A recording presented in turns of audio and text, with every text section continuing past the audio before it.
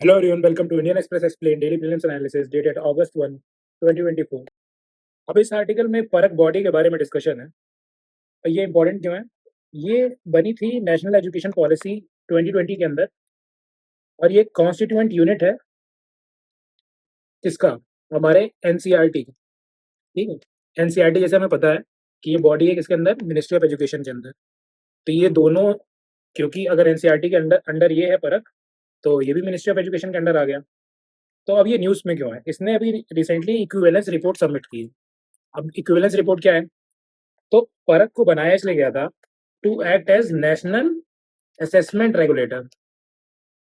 Assessment regulator, assessment का मतलब क्या है कि बेसिकली स्कूल्स एंड बोर्ड्स, जो बोर्ड्स हो गए, जैसे हमारा हो गया आईसीएससी हो गया, सीबीएसई हो गया, सीबीएसई हो गया, और स्कूल्स जो हैं उनके अंदर एग्जामिनेशन के रिफॉर्म्स और बच्चों को मार्क्स कैसे देने हैं इसके बारे में, और बोर्ड्स में कैसे बराबरी ले आनी है।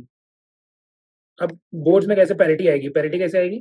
क्योंकि प्रॉब्लम क्या है पैरिटी की, कि जैसे कोई सीबीएसई से पास होता है और कोई यूपी बोर्ड से पास हुआ और कोई आईसीएसई से पास हुआ, तो हमें पता है कि मार्क्स कुछ बोर्ड्स में ज़्यादा और मिल जाते हैं। ठीक, तो जैसे एडमिशन्स में, हायर एजुकेशन के एडमिशन्स में, ये जो रीजनल बोर्ड्स वाले जो बच्चे होते हैं इनको बड़ी दिक्कत होती है। तो इसी के लिए परख वो बनाया गया था कि वो एक नेशनल असेसमेंट का स्टैंडर्ड सेट कर दे कि इस बेसिस पे बच्चों का असेसमेंट होगा, ताकि हायर एजुकेशन में बच्चों को एडमिशन लेने में दिक्कत नहीं। तो ये इतना ही था। ठीक है, तो अभी बस बाकी इसमें एक मेंशन है आर्टिकल में कि 69 बोर्ड्स हैं टोटल इंडिया में।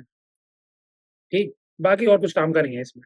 तो बहुत दिनों से मैं ऑलरेडी द हिंदू के आर्टिकल्स में, इवन एक्सप्लेन सेक्शन में और वाजिराम पॉइंटर्स में मैं ऑलरेडी बता रहा हूँ कि गोलन हाइट्स में क्या इशू चल रहा है, इसराइल फलस्तीन वाला जो कॉन्फ्लिक्ट चल रहा है उसमें हमास का रोल और हजबुल्ला का रोल मैं ऑलरेडी बता रहा हूँ।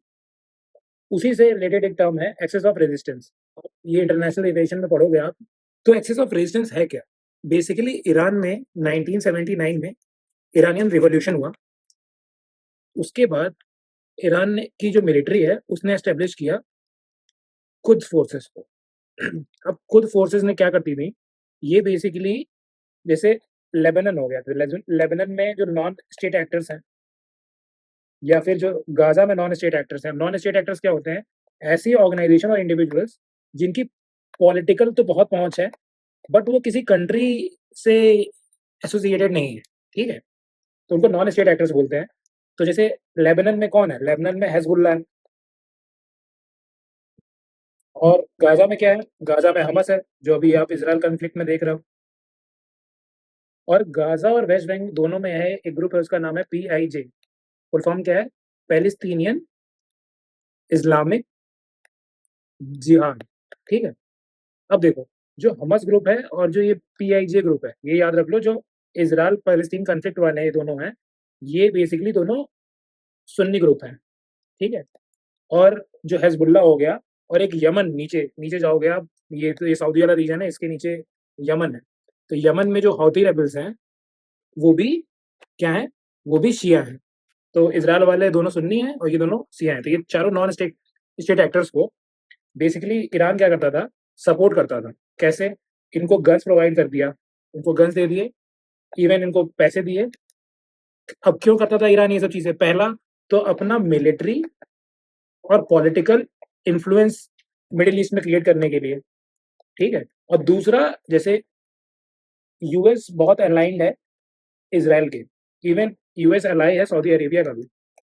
तो वेस्ट को काउंटर करने के लिए ये सपोर्ट करने लगा इन सब नॉन स्टेट एक्टर्स को, ताकि अपनी हेजेमनी बनाए रखे। और इवन ईरान चाहता है कि उसके बॉर्डर से दूर हो ये सब वॉर। ठीक है, तो ईरान रिस्पॉन्सिबल था इस एक्सेस ऑफ रेजिस्टेंस को बनाने के लिए। अब ये जो चार ग्रुप बताए मैंने, ये मेजर ग्रुप्स हैं। सिर्फ यही ग्रुप्स नहीं है, इनके अलावा भी और ग्रुप्स।